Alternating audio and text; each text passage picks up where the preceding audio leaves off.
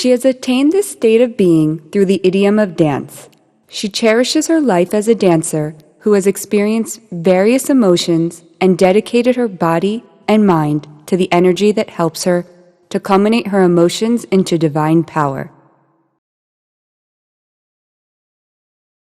Today's world has slightly changed, where I would like to throw some light upon it. I'm not going to judge, you judge it yourself.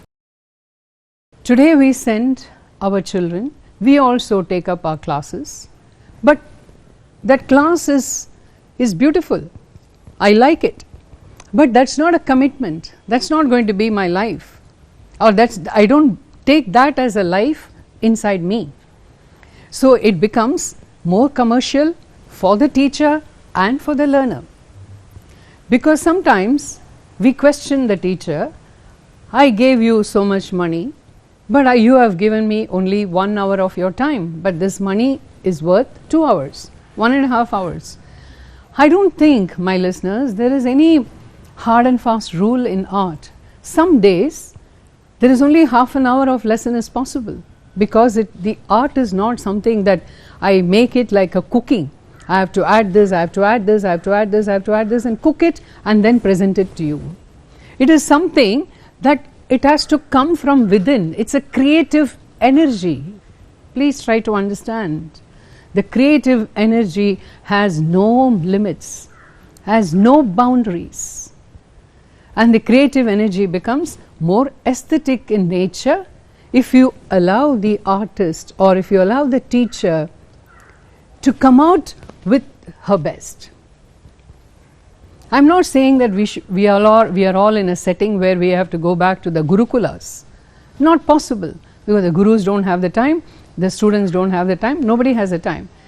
In that way, I'm very, very happy today that this art form, even after so many centuries, is able to thrive on this earth, is thanks to all the gurus, all the teachers, all the learners, all the rasikas.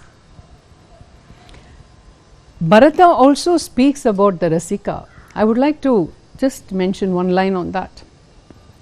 In this whole healing process that I have in front of me, of the swaras and the nrityam and the rhythm and the symbols, all of this are around me, and the nature also tells me how to deal with this. But when I do all of this, in that process I have to balance my life. That is the reason why I have introduced art form into my life and living skills. And the life and living skill has to be applied as an attitude. It's not life and skill is something that I have created out of the box. Life and living skill was always there, it is there, it's going to be there. But me, as a person, I feel today what is lacking is the attitude. The fine arts, the classical fine arts, the dance and music, I have included that in the life and living skill program, as I feel that's actually going to help the society in future.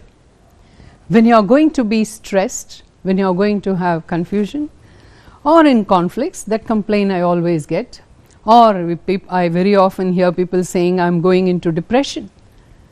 So when I have this depression, what is the medication for that?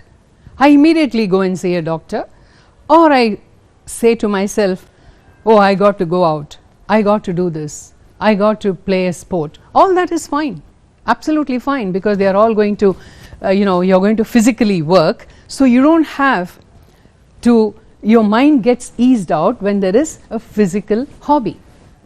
But art is something else. The fine arts, the classical art form in India, it is something else. It transforms your action into yoga. And what is yoga? Yoga in any field is transformed into a spiritual, into a devotional level. So when you combine your action with devotion, there is always an effect and an impact on you. When you have that kind of impact on you, why not include it as part of your living program? Whether you take it as a hobby, or you take it as a matter of interest, or you are born with that skill, born with that sanskar, please turn towards the art forms that you have at your doorstep. Turn towards the music that you have at your doorstep. Turn towards within, go within yourself and meditate upon it and understand the truth of it.